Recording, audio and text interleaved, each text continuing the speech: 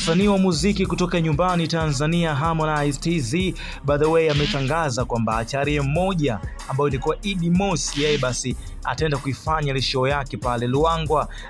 Sasa moja ya show ambayo ameipanga kufanya Konde Boy kule kusini kwake ambako ni nyumbani kwao kabisa huko Mtwara. Harmonize alipanga kufanya show hiyo mwaka jana mwezi wa 12.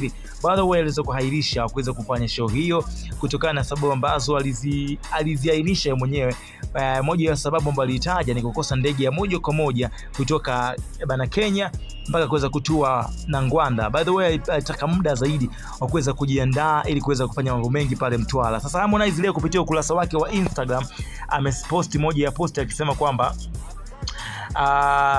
kuelekea tukaijaze na Ngwanda, ndugu zangu wa kusini mwa Tanzania, kutana na hili jukwaa linaloweza kubadili maisha yako. Kama kweli una kipaji, basi wakati ndio huu. Ni programu ya siku 2 kabla ya siku wa Idi mkoa wa Lindi. Tunakutana Luangwa tarehe 27 mwezi wa 3, Mtwara mjini tarehe 28.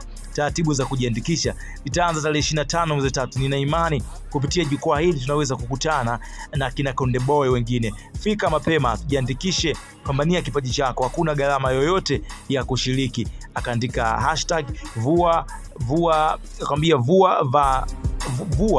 va Samia. Also bana. Sasa kwenye hiyo Konde Talent Search kutakuwa na kama msanii Harmonize, kutakuwa kuna Master J, kutakuwa kuna Wema Sepetu, kutakuwa kuna Lulu Diva, DJ7 Kimambo na B-Boy Beat ambao watakuwa ni majaji katika siku hiyo ambayo itakuwa ni siku ya kusaka vipaji bana huko Ruanga Mtwara kabisa ambako Harmonize ameweza kutarget. Sasa maoni yako ni yapi kuhusiana hii ambacho ameweza kukifanya Konde Boy? Je, kina positive effect au negative effect? Mimi naitwa Chris mwenyewe ambaye nimekupatia hizi info.